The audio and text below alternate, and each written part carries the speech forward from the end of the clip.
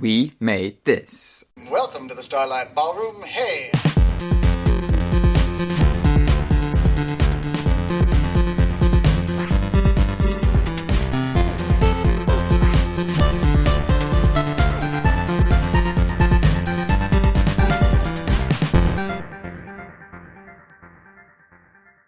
Hello and welcome to Shipwrecked and Comatose, a Red Dwarf podcast here on the We Made This podcast network. This is your first special after series 2, and as always, I'm joined by Kurt North. Hello, Kurt. Hello, how are you? I'm not too bad. You okay? I'm not too bad. I'm going through some stuff at work, and if anything, what ideally I'd like to do is just to take some maternity leave, but that's not going to happen, unfortunately. But yeah, so yes, it's been a bit of a testing couple of weeks for me with work. There's a lot of things going on, but happy to be podcasting again and joining the boys from the Comatose and take it from there. Yeah, so looking good. And we've also got one of our regular hosts with us as well. Hello, Colin. Good evening. I say good evening. When people are listening, it might not be evening.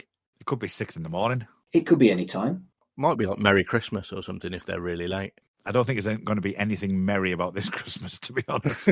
Oh, let's not. We're here to talk about Red Dwarf. We're not here to talk about crap things that are depressing. I'm having pigs in blankets and I don't care what, it's all good if I have pigs in blankets. It's good. The next episode's the Christmas special. I know, but now I'm thinking about pigs in blankets. Yeah, well, let's all bring pigs and blankets to this special. That'd be great, wouldn't it? Not for me. I'm veggie. Oh, yeah. Sorry. I mean, there's bound to be some kind of Linda McCartney type sitch, isn't there? Yeah. Linda McCartney in blankets. That's also not helpful. I'm gay. You'd have thought they'd have run out of her by now anyway. Moving on. For this It's special episode, it's been a while, Mark, hasn't it? It really has. For this special episode, we're talking about a bit of an obscurity. It's an episode that never got made, that was originally going to be the first episode of Series 3 of Red Dwarf. And it's called Dad. And the only access we have to it was on a DVD special, where they had an artist do some nice pictures of the boys from the Dwarf. And they had Chris Barrie narrate the script and do actions of all the other cast members. And it's a fascinating little 8 minutes. I had no idea this existed until we started doing this podcast. Had either of you seen it before? I hadn't seen it before, but I knew of its existence. Yeah, I was in the same boat. But I have now. Well, not that we recommend watching these things illegally. They are from a out-of-print DVD, and they are, let's be blunt, they're on YouTube. They are. And it's quite easy to find as well. Just type in, surprise, surprise, Red Dwarf Dad. Yeah. How does YouTube, work? There's so much hooky stuff on there.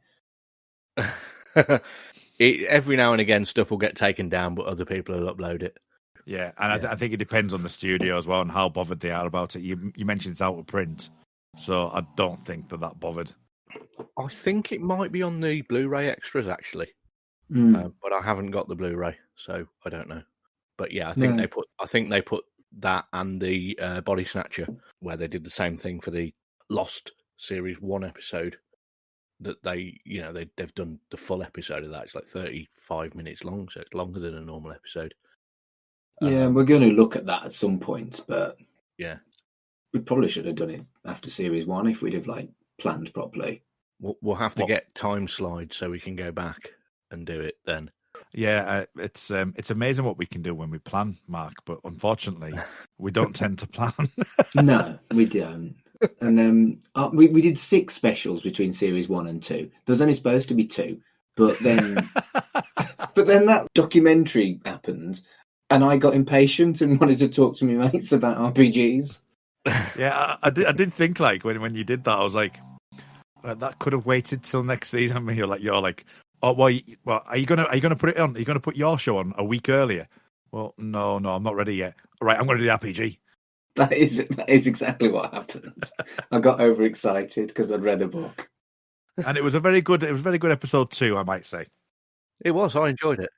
Thank you. I had no idea whether anyone would like it at all because it's two almost completely different cultures being smacked together in one book, and I'm glad it worked. It's two different types of nerds, so there's definitely some crossover. Yeah, I will say I still don't know what the fuck you were talking about, but I enjoyed it anyway. Right, good. Which one of you was it that messaged me with just the words arse magic? I think that was me. Yeah. Yeah, that is a very sophisticated role-playing game that you were taking the piss out of, Colin, and no role players have ever called it that before. Oh, wait.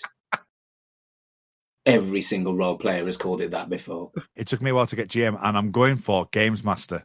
Correct. Yes, that took me about, what was it, an hour and a half, 2 hours long? It took me about an hour to work it out. Tried really hard not to be gatekeepy as well. It's quite difficult these days when you want to set up an RPG game because Patrick Moore's dead. So getting him to turn up with his CGI face, it kind of limits what you can do. Well, that's the only reason why I knew why it was called Games Master. That's how I linked it. Oh, I loved Games Master. I miss Games Master. If only I had a podcast about children's telly. Oh, wait. There is a really good Games Master podcast that I listen to called Under Consultation, but it's not on the We Made This network, so can't talk much about it. We can. I think that's allowed. I think we're allowed to talk about other podcasts. Good, because I do a lot. Yeah. It is okay, right? Because I have, and I don't want the gaffer to like cancel me. You'd soon know about it. It's fine.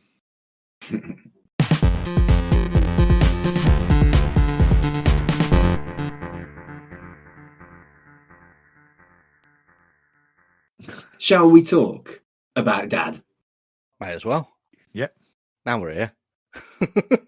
So it opens up with a very interesting art style that kind of reminded me, it felt really British, like a maybe Beano or Dandy or Bust or something like that. And hold on, I think the art is the actual original storyboards, I believe, or at least the same sort of style as they would have when they storyboard out the whole episode.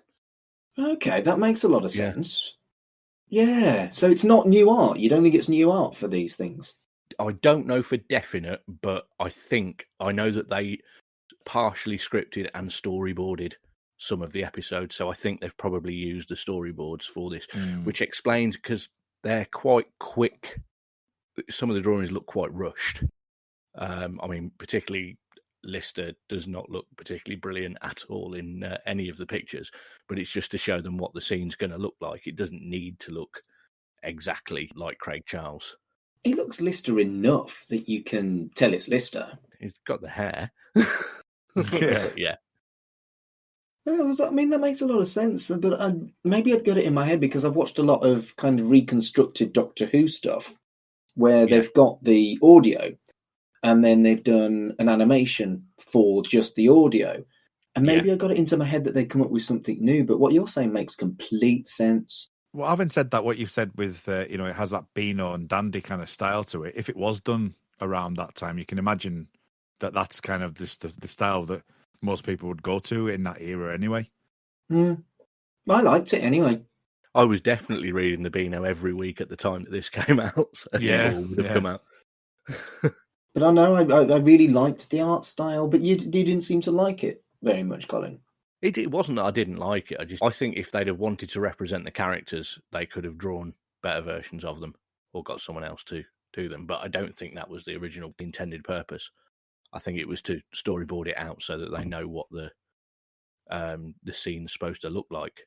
It doesn't have to be something that they spend hours and hours and hours drawing to get it right. Whereas if they were doing a full proper animation, you'd expect them to put a little bit more into it. Yeah, and this wasn't animated. I can tell you this, I couldn't draw that. Neither could I. I'm shit at drawing. Me too. I'm crap at drawing as well. I'm just a critic. Mine would be a stick man and then a circle around the belly. It would just be like a little circle, and I'd have to rub out the middle line.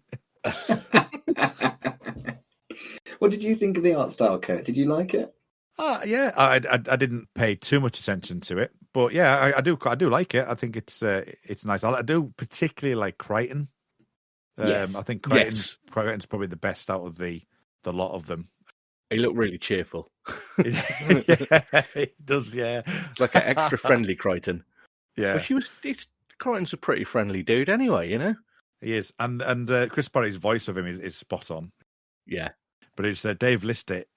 He's a bit ropey, but there's it's Crichton's absolutely perfect.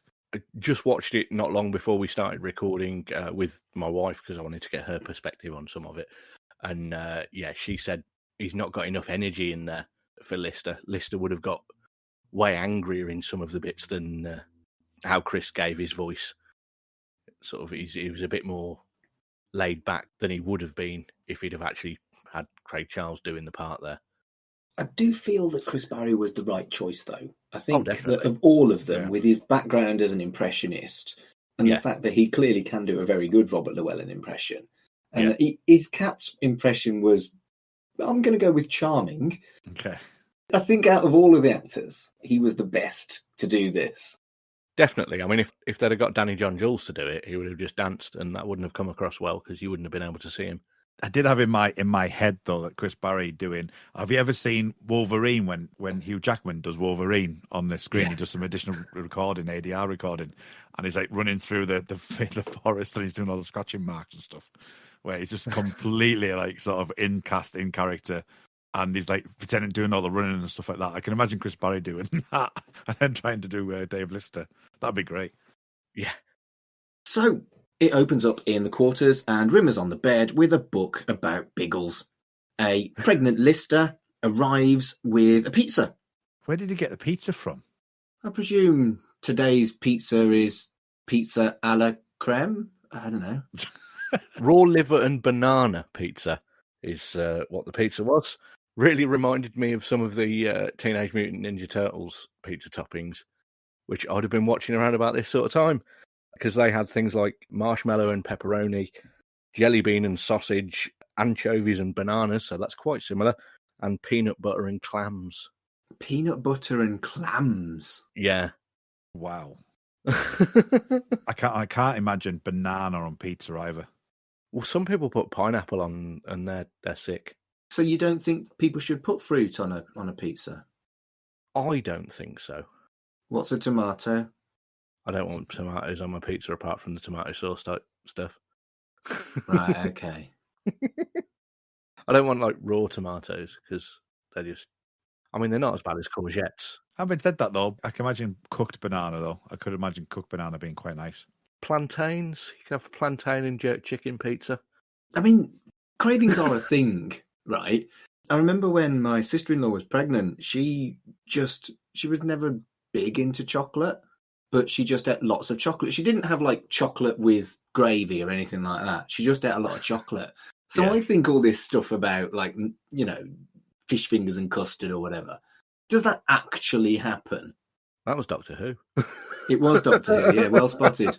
He wasn't pregnant. That was Matt Smith. He was just reborn again, wasn't he? But he wasn't pregnant.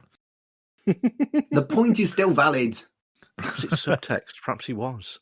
But they just didn't tell us that bit. And what I'm saying is, I've known pregnant women who've had a craving for, they just want chocolate, or they desperately have to have a certain type of yogurt. But I've not seen, like I say, chocolate with gravy or whatever. Yeah, like coal sandwiches and stuff like that. Sponges and stuff. Like proper sponge. When my wife was pregnant, it was Pom Bears mainly. So Pom Bears. Nothing wrong with Pom Bears. Nothing wrong with Pom Bears. But it's a joke that's regularly used in comedy, isn't it? The weird cravings. But I've never seen in real life any weird cravings. Neither have I. My mum went off apples when she was having me. Just couldn't physically. She actually loved them, and ever since has never been able to eat an apple.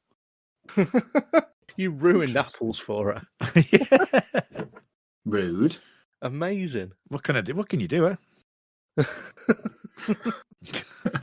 To be fair, it wasn't under your control anymore. It was hers.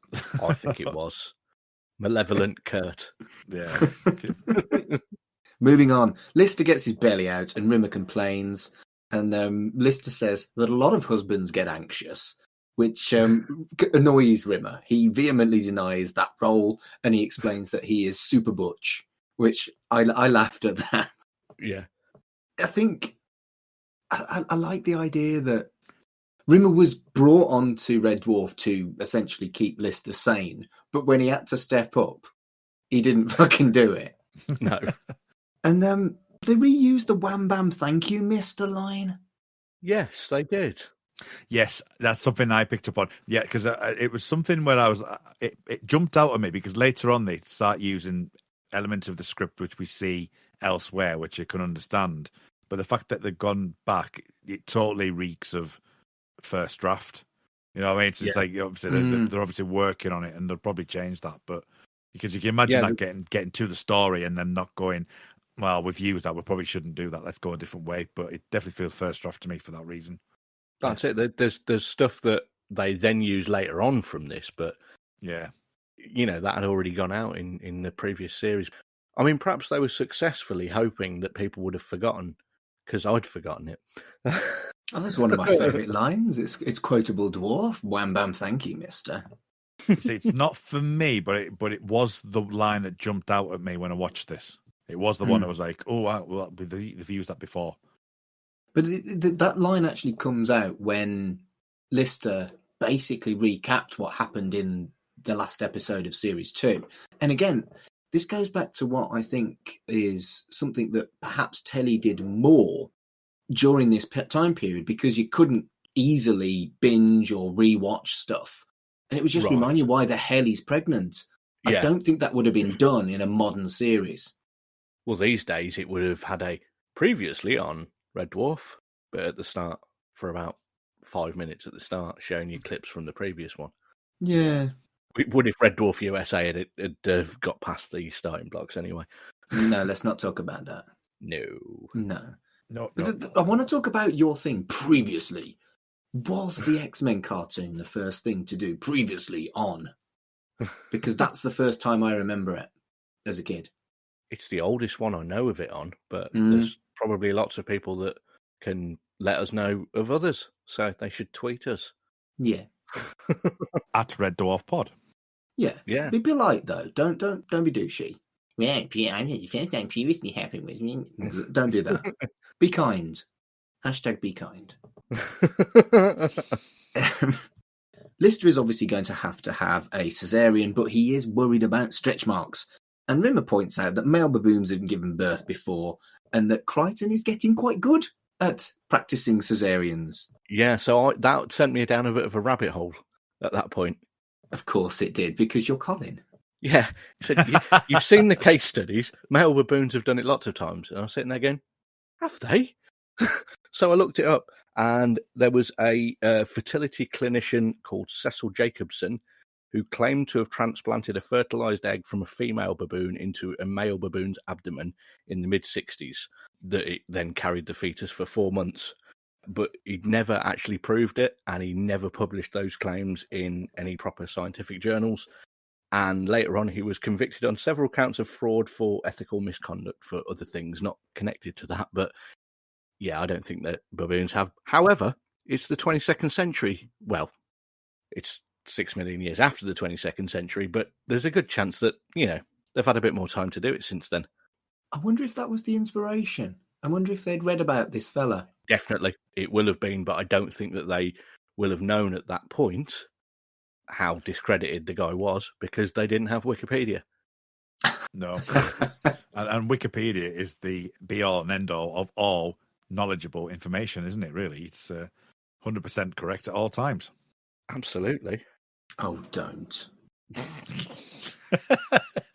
Lister opens up his pizza box, and as you said, it's liver and banana. And I think he's trying to be encouraging. Rimmer starts talking about, can you imagine if Arnold Schwarzenegger was pregnant, and trying to be reassuring. And it's just not. No, and it predates Junior, where Arnold Schwarzenegger was pregnant by about 4 or 5 years, I think. I went down a rabbit hole at that point because I watched it on YouTube, as people have already said. And I'd seen someone have put that, and I thought, right, I'm searching this right now. I'm got to check that. But that is incredible. Are you people aware, just with like foretelling of stuff, are you aware of the lone gunman from the X-Files? I've watched it once. Yes. Right, okay. So the Lone Gunmen were three nerds that were the belief. Frohickey. Frohickey, yeah. Can't remember the other two's names. Langley. That was it. And Jeff. Dave. Bob. Oh, you're making me forget now, though. It's Frohickey, Langley, and Is it Byers? Byers, yeah. Yeah. So Byers is like named. His initials are like JFK. But right, yeah. So they had a spin-off TV show, right? And it was called The Lone Gunmen. Surprise, surprise. Yeah. The very first episode aired. Now this will give you an idea. Aired in May 2001. Yes. Do you want to hazard a guess? What was the story about that episode? I know. I think I know this too. Isn't it something about how they predicted the 9/11 thing? They had a remote control 747 that was heading for the Twin Towers that was going to be flown into the Twin Towers. Not been repeated much, that one. No, it hasn't. So talk about foretelling the future. It's amazing when things like that happen.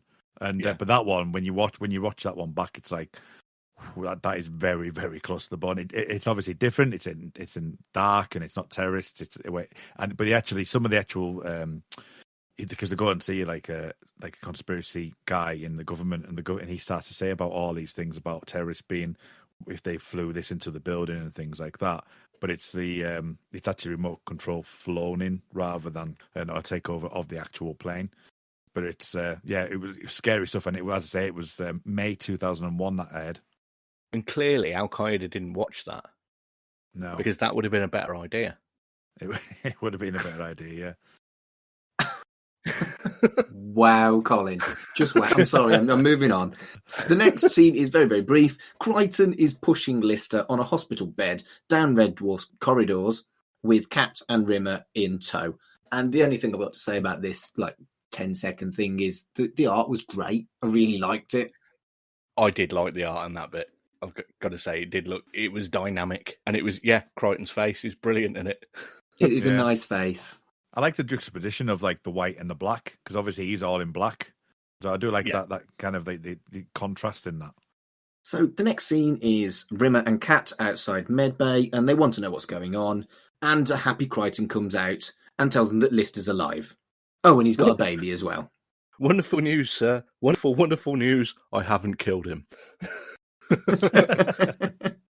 Probably my favourite line in it. It's not my favourite bit, but it's my favourite line in the not episode. Crichton can't work out the sex of the baby, and after a knob gag, we found out that it was a boy.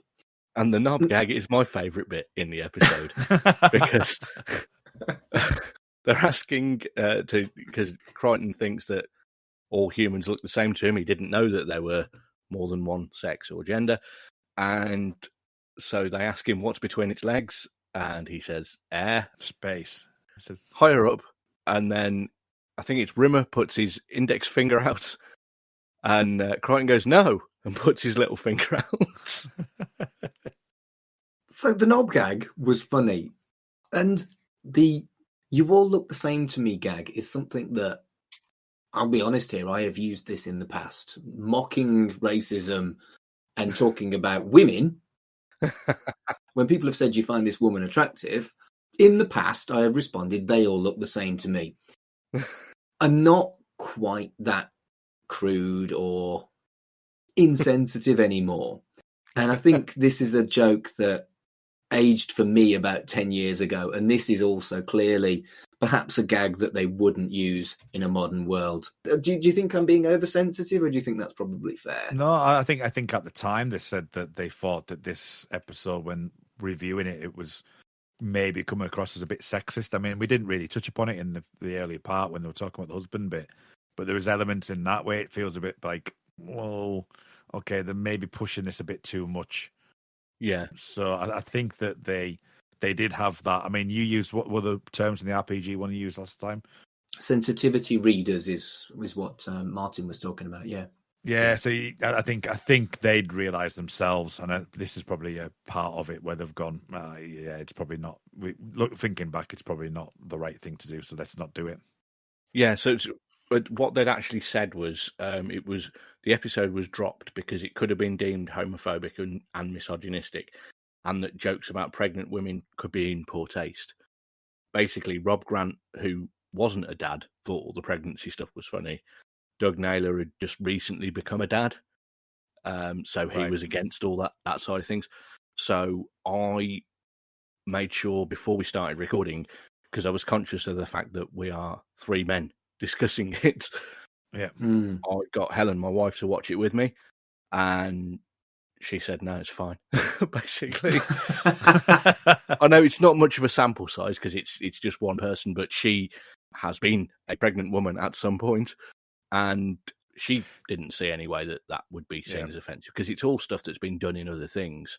You know, she's conscious that she can't really talk for everyone because some people would be offended by it. Yeah, well, it's interesting you should say that. I mean, this is totally different to what we're talking about, but my other half, she's been watching.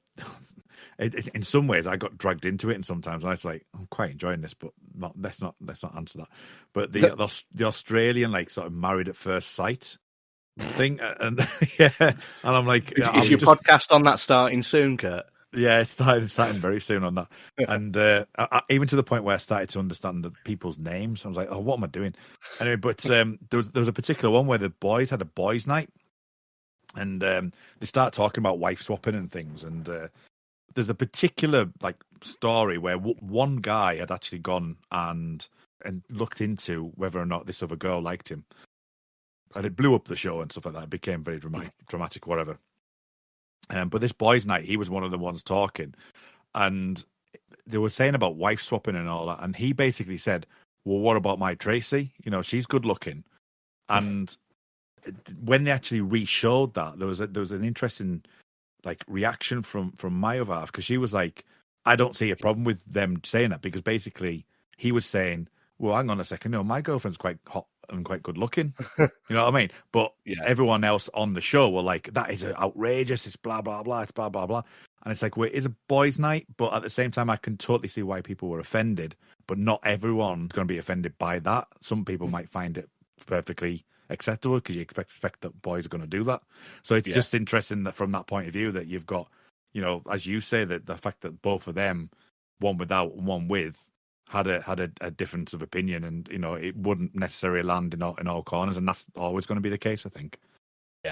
Yeah. I don't know.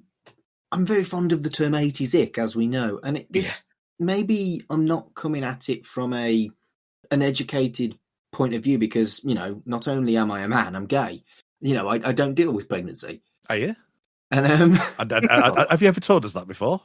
Sort of. I was trying to make a serious point. Hey, we love you know that. Yeah. But yeah, you have got a good point, Colin. This is a bit of a sausage fest episode. Maybe we should have got a lady involved. But I just didn't feel like, of all the jokes that made me think, it was the all look the same to me joke, which, you know, it was meant to mock racism. Yeah. But it feels outdated now. Yeah, I totally agree with that. That is definitely a point of contention, because that in itself has connotations, doesn't it? Rather than say an opinion on something. Yeah, and it wouldn't land at all. Probably didn't land then even. It didn't land when I used to crack it. You used to get a really weird look from most women. That's why I stopped doing it. How long did it take you? I was a new guy. It was all funny to me. Ah, okay. Anyway. Back to the quarters, Baby is asleep, and Rimmer's looking at him. And there's only one. What? Yeah. There's only one baby. There should be two. Oh shit, there is only one baby? Yes. They'd already established previously, an entire series and a half ago, that there would be two babies. Jim and Bexley? Yeah. How are we going to end up with two babies on board? And not only that, they referenced it in the previous episode. When it says, well, it's going to be fun finding out. Yeah. So yeah, you're right. This is clearly a first draft, isn't it? Yeah. Because they needed it to be Jim and Bexley after Jim Bexley Speed. Yep. Huh. But then the whole next conversation is them talking about, you know, what they're going to call the baby. Which kind of makes sense because the joke is around Rimmer wanting the baby to be called Arnold and saying, "Oh, it's not because my name's Arnold." Yeah. that I have more thing with, because you could call it baby brain, you could call it the fact that you're not really thinking about Jim and Bexley at that moment. Yeah. I know he's said it on many occasions, that's what you'd always call it. So you'd think that if you're always going to call your sons that's the first thing you would say. Yeah. It depends on, so there is a bit of leeway with that, but the fact there's not a second baby, that's the big thing for me. Yeah. Although we have said before that Red Dwarf is inconsistent and we don't care. So True. You know, they've got the wrong name of the pub in a minute as well. Yeah. Well, before we get to that, Lister poo-poos the idea of Arnold and suggests Barry. I love this line. Which Rimmer points out would mean that the kid's name was Blister, which that's probably why they only had one baby to make that gag. But even for Red Dwarf, the complete lack of consistency means just lose that gag. Yeah. In fact, they just lost the episode. Yeah, true. Yeah, think of it more of a macro. Yeah, they didn't actually air this. This was never supposed to see the light of day, was it? But never mind. So Rimmer suggests that maybe he uses Dad's name, but Lister doesn't know his dad's name because he was left in a pub in a box under the pool table. And that's correct, isn't it? It is. It's the Flag and Lettuce is what they call it in this, but it was the Agbeth Arms is what it's called in all of the versions, which the Agbeth Arms is a real pub. I think it's changed its name. Not to the Flag and Lettuce. I was going to say, is it going to the Flag and Lettuce? No. Is it in Liverpool? It is. It's the pub where Grant and Naylor used to go and drink. And it's where they sketched up the ideas for, I think it's where they came up with the ideas for Dave Holland's Space Cadet, which eventually evolved into Red Dwarf. That's a cool kind of Easter eggy type reference, isn't it? Is it still there? I believe so. Okay, I might have to next time I'm in the pool, I might have to nip in. A pilgrimage. A pilgrimage, yeah, absolutely. See if there's a box under the table with our Rob or Ross written on it. Yeah, well, here's the thing. I don't know if you know, but I'm on other podcasts. Are you? Yeah, there's a podcast called Millennium. Do you know what their symbol is? Yes. It's an Ouroboros. It's all linked. This came out in 1997, and Millennium started in 1996. So not this dad episode. The actual when they started to mention it in season 7, and I kind of fanboyed a little bit when I noticed it. I was like, "Oh, they've got the Millennium symbol on here," and it was like, and so the our Rob or Ross actual joke hit harder for me because it was like, that's brilliant. I love that play, especially the fact that it is the main symbol for Millennium, which is great. I'm fairly certain it existed a while before Chris Carter invented Millennium. Oh, yeah, no, I'm not saying about it's just what I particularly like as a 17, 18-year-old lad was that I've watched two of my favourite TV shows was had for some reason decided to use the Ouroboros. As it originated in ancient Egyptian iconography. I've just looked it up. But yeah, no, I can dig that you'd be like, oh, that's familiar. Cool. So Lister tries to defend his parents who abandoned him, and he points out that they must have had their reasons, and they did leave him with a warm blanket and a fiver. The fiver really made me feel like this was dated. Did it? Because a fiver wouldn't get you a pint now in that pub. Up here it would. I can get a pint for a fiver. Well, yes, but I'm slightly exaggerating, but it wouldn't get you 2 drinks. I only drink water, so I have no idea how much a pint costs. About a fiver. Yeah, it's fair enough. Well, depending on where you go, but anything between, unless you go into an establishment which is a hot topic, which we won't talk about, but you're talking £4.60 upwards. Right. So it wouldn't get him a round in unless it was just... No. I mean, even my local, sometimes you can get it for like £3.80 or something like that. So you're not going to get 2. Yeah, fair enough. I remember pound a pint nights being a thing when I first started going out to pubs. And they always used to be Monday, Tuesdays, because it used to be the end of the barrels. But that was 1997, Colin. It's been a long time since then. Yeah. Yeah, because we used to, being in a band, I used to obviously gig over the weekend and then go out midweek. So Monday, Tuesdays was always like all the bar staff used to be out, all of the musicians used to be out, and it was a good time. Who was serving everyone? Yeah, it was the unlucky sods who had to work on a rotational basis because they used to go out with one of the barmaids, so it was fun. But yeah, pound a pint nights were fantastic. I remember them fondly too. Well, no, I don't remember them. That's the fucking problem. Yeah, we used to be able to get whiskies for like 75 pence and vodkas and all kinds. Rimmer suggests that Lister's parents were brother and sister and asks him how many toes he had. Lister's like, no, I've got no more toes. Which was they later used again in The Last Day, later on in season 3. I thought I recognised it. Yeah. There's a few bits. Yeah, this back end there's quite a bit of it, isn't there? Yeah. There's the Samaritans bit, which is it's a brilliant joke. Rimmer talking about where he worked for the Samaritans, and there were 7 suicides, and one of those was a wrong number because he only phoned up to get the cricket scores. And then that's so good they use it later. You've got to use that one again. Yeah, and that's the way they actually ended this. It was only 9 minutes, this kind of little half episode, really, and where Rimmer kind of starts taking the piss, and Lister suggests that he should be on the Samaritans, and then they crack that gag, and then it kind of fades away. So it seems to me like this was so early in its kind of writing process and abandoned pretty quickly by the looks of it. Yeah, there were another couple of scenes that were storyboarded out in the same way, because there was a bit where the Infinity Patrol turn up. Yeah, so what is that about then? Because I only became aware of this just as I was arriving home this afternoon when you mentioned them. So I very quickly looked at it, and they kept going on about Bill, but I haven't looked into any more detail about what it was about. Do you know what it was about?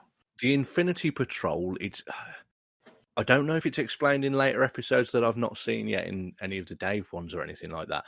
But Ace Rimmer and his sort of dimension jump type thingy, that's the Infinity Patrol. Oh, right, okay. His workmates, basically. The outline of the script explains that the Infinity Patrol turn up and help them. So that the baby grows up to be an 18-year-old in about 3 days. So the Infinity Patrol turn up to take him back to his own dimension.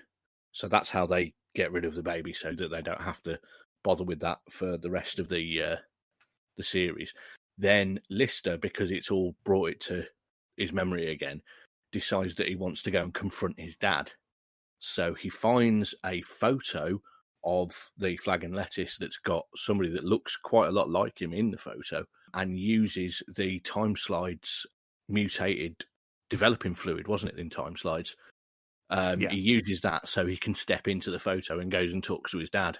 Whose name is Barrie? Yes. Which was kind of makes the earlier thing a little bit weird, because Lister suggested Barrie as a name, and then immediately Rimmer says, why don't you name it after your dad? But I guess he didn't know his dad's name. Well, because it's all written out later on anyway, because Lister's dad's name is Dave Lister. Because he's him. Yes. True. But we won't get to that for quite a few series yet. Yeah. But yeah, he basically goes to speak to his dad, and he just has a little conversation with him where he says couldn't afford to do the right thing, which was get an abortion. And he just ends like that, which is a bit dark. I didn't like that. I literally just wrote holy shit in my notes for that. Yeah. You can see now, perhaps if you hadn't watched the Infinity Patrol, Lister's dad and Rimmer's dummy, these little, even I think they're like a minute and a half max each. And that was grim. I thought, shit, a brick. That wasn't the tone of Red Dwarf, I didn't feel. I felt like they got that wrong. Yeah, because, I mean, there's always a danger of like putting Scousers on, as the thief-in-law and whatever. But they've always played with it as a playful thing with Lister, and doing that way was a bit like, No, I don't like that at all. It was an unpleasant stereotype. Yeah, and it was just as you say, it's not Red Dwarf style. You know what I mean? They would play around with that idea and some of the stereotypical things of Dave Lister, but for me, that's just not right, really. It felt to me like it was almost a demonization of the working class, and there's gentle mockery like they do throughout the series of Liverpool and Dave being a bit common, but this was streets different, and I really didn't like it. I couldn't believe it the first time I saw it. Yeah, I mean, to be honest, if I'm being honest with myself, there's a lot that takes me to react to stuff. Sometimes I'll think about, but what I mean, and I mean this in a serious point of view, actually, that sometimes I'll watch something and I'll in my head know it's wrong, but I don't tend to have a visceral reaction. It's like, well, that should be doing that, but this one made me go, oh no, don't, you know what I mean? It was a proper like full on reaction, and I don't generally do that with most things that I watch. So it was bad in my eyes. Yeah. And the final one was called Rimmer's Dummy, which was one gag about Rimmer teaching himself how to unclasp bras on a dummy that had got 3 pairs of tits. Yeah, and it just wasn't very good. No. Yeah, I mean, all 3 of those are available on YouTube as well. Again, you just have to search for the name. I found one YouTube user that had Dad and Infinity Patrol listed as Dad and Rimmer's Dummy in one place. Yeah.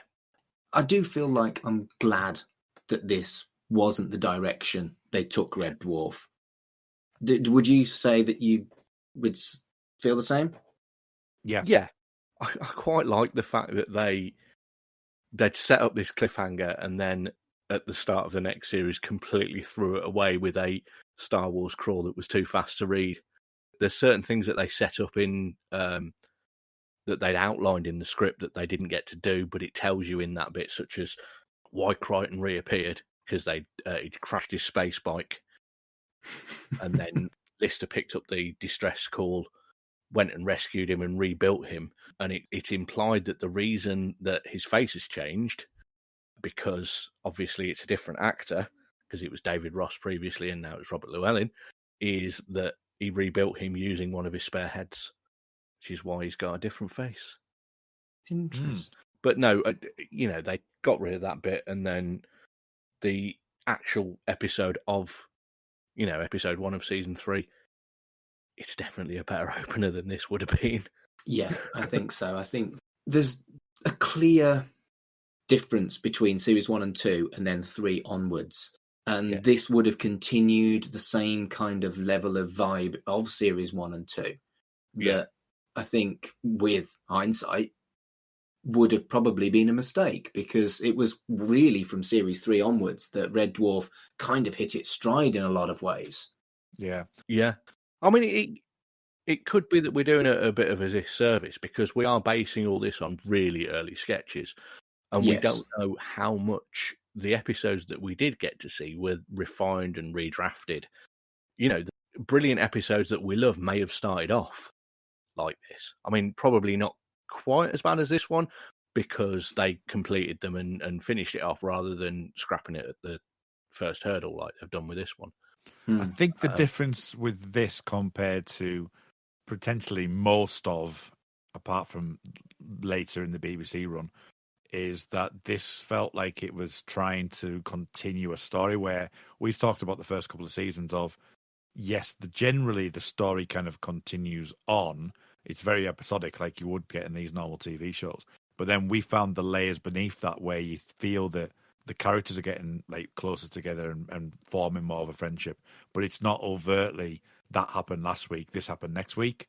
And this feels like this happened next week. Where what happens in the beginning of season 3 is you get the crawl and it almost reverts back to, right, we're on the episodic viewpoint. And, that's like, this is a story you could have seen, but actually this is what you're watching. And I've always liked that, because even before I knew Dad existed, I liked the fact there's a whole new story in the background that's happened somewhere. And you're going back to basics and back to where you were. I think as a concept, the pregnant man was better on the idea staged, and when they got there, they'd written themselves into it's not so funny now. Yeah. I mean, have you seen Junior? Because I don't expect that to be a very good film. I haven't actually. I have seen it, but a long, long time ago. Because it had Junior and you had twins. It's not going to be as good as Predator, is it? But then, to be fair, most things aren't as good as Predator. I mean, yes, but that's... Yeah, I mean, if you really want to go down that route of, the one of the ultimate trilogies of all time in Junior, Twins, and Kindergarten Cop. I mean, how can you beat that as a trilogy? I only remember that bit where he sits on the piano in Kindergarten Cop, and that's the only bit that I remember. Classic. So, anything else that we haven't touched on with regards to this? I love that this exists. I love that we've got to see a kind of behind the scenes thing, but I'm also glad it didn't happen in the end. Yeah. So I'm really pleased that we got to see this. I'm really pleased that we got to look at it. But is there anything else that you spotted that you would want to discuss about, Dad? The only thing I would say in general is, like, yes, I agree with you, Mark, that it's good that we've got it. It's good to have a look at it. I don't think I would have paid that much attention to it had we not had to do a podcast on it.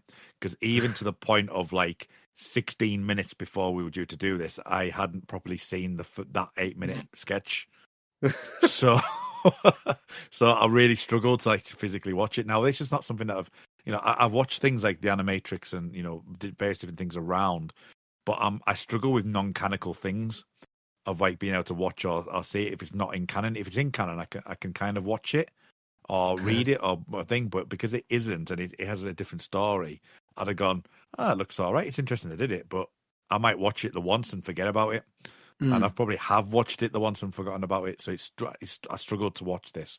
But yeah, I think it's nice to exist. It's good that it exists, and it's nice to talk about it just to see, just to get an idea of what was in their mindset at the time.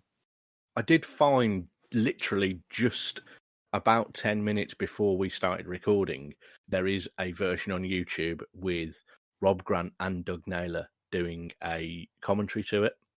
It's not massively insightful.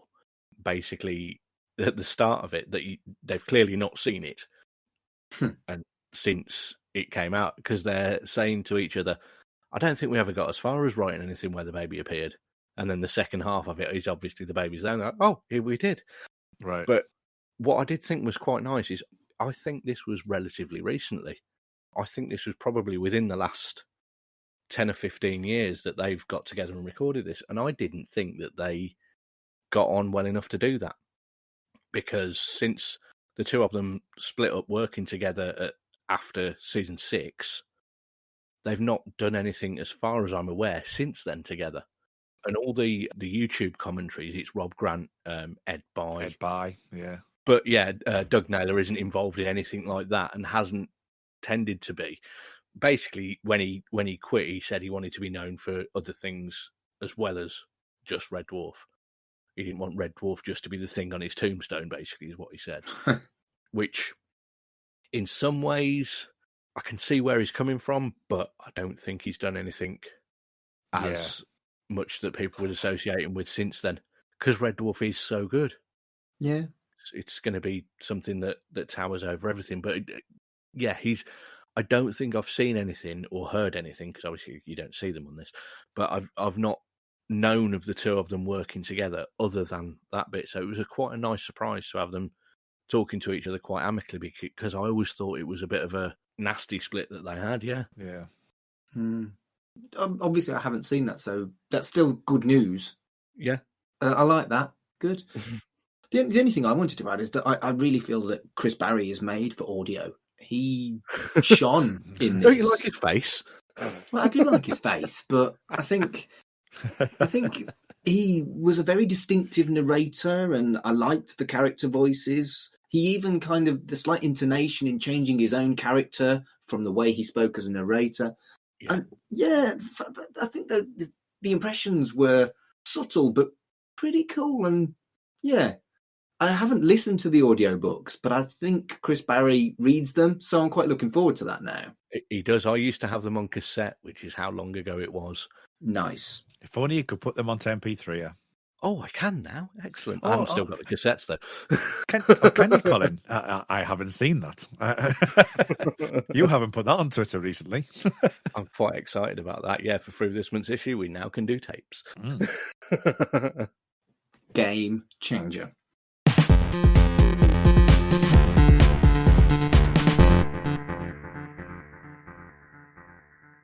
So that's about it. Shall we? Well, we've heard about free with this month's issue. Colin, where can people find you on the internet? So, yeah, I do 2 other podcasts, free with this month's issue and We Dig Music. You can find us on wedigpodcast.com, where all of our episodes are collected together. We're both on the We Made This network, obviously. And you can find us on Twitter, Instagram, that kind of thing. Just do searches. You can find them. Lovely. Kurt, where can people find you? Twitter. Muldrake, Muldrake for my personal Twitter. I haven't been on there much. I've had quite a lot going on outside of the realm of the social webs. But on with regards to podcasts, you can find me on The Time Is Now, which is the Millennium podcast, which features an Ouroboros, just in case anyone doesn't know. And that is The Time Is Now, so you can find that at The Time Is Now pod. The X-Cast will coming back very shortly, if not when this airs. And that's covering season 6 of the X-Files, and that's the X_cast. And then later on in the year, we just finished doing the podcast for Make It So, which is a Star Trek Picard podcast usually, but we have been covering season 1 of Discovery until season 3 came out. So when season 3 came out, we're on a bit of a break now until the new year, where we're going to do some new specials similar to what this is. We're doing a couple of specials on Star Trek Picard, so that's what we'll be doing, and you can find that at Jean-Luc Podard. So that's the best place to find me. If you're looking for me, it's at Mark Adams HC on Twitter, and I also am a bit of a podcast whore like you two. I've got 3. I do Right in the Childhood, which is a monthly kind of nostalgia telly thing where me and my mate are both opposite ends of the millennial age, and we take it in turns to look at each other's favourite telly programmes.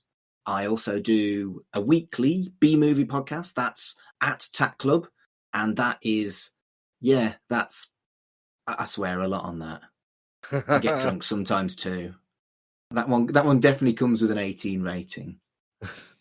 And I'm also a humanist celebrant, and I have a podcast based on my job where I talk to people about their experiences with birth, relationships and death, and obviously naming ceremonies, weddings and funerals, and that's called Life's Milestones, at Life's Milestones on Twitter. So thank you very much for joining us for this special episode of Shipwrecked and Comatose. So until next time, Jim and Bexley.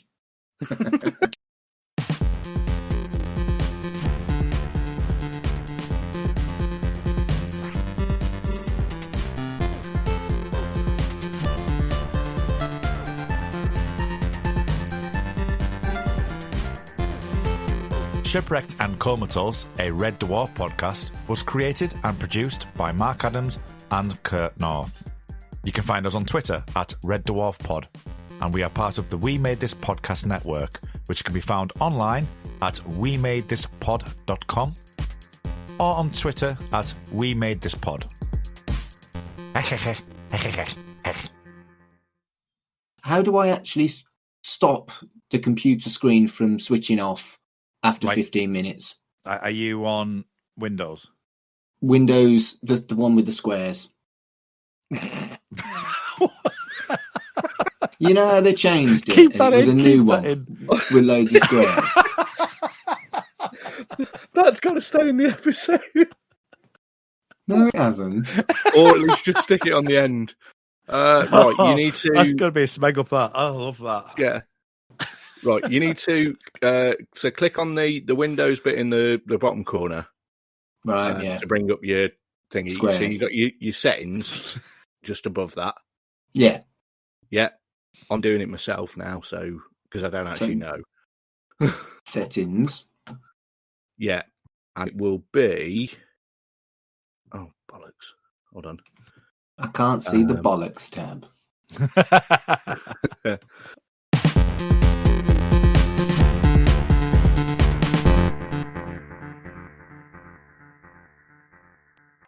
Elsewhere on We Made This.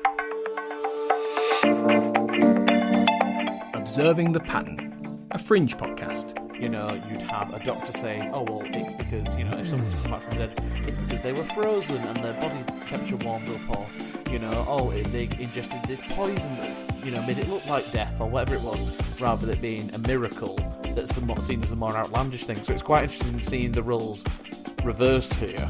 Because I know our sympathies lie with Walter, but then equally, I felt kind of sorry for the priest who's just like, right, you realise this is mad, right? Yeah. There's no part of this that is safe. Life's milestones. Sleepwalkers. Took him to see that. That Stephen King thing with the evil cat people. About the incestuous cat people, yeah. Goodness sake. And also Natural Born Killers was another one I went to see with my dad. How old were you? Well, he used to sneak me in. I was about 14.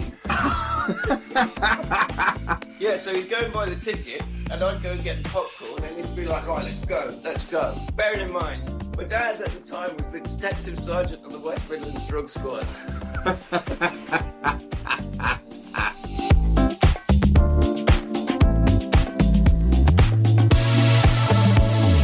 The Time Is Now, a Millennium podcast. Yeah, I think when we get to Skull and Bones, the final scene in that one where he gives his reasons to Emma, I think that has been criticised quite much. But then obviously we'll look at Peter Watts over the course of the season. But that's perfect. That's perfect. Yeah. Because I mean, how many times that's what people in his position say. Yeah. It's like, oh, you hate me and you think I'm doing bad, but when the food runs out, who are you going to blame? That goes back to 3 Days of the Condor, right? Yeah. Check out all of these shows and more on the We Made This podcast network.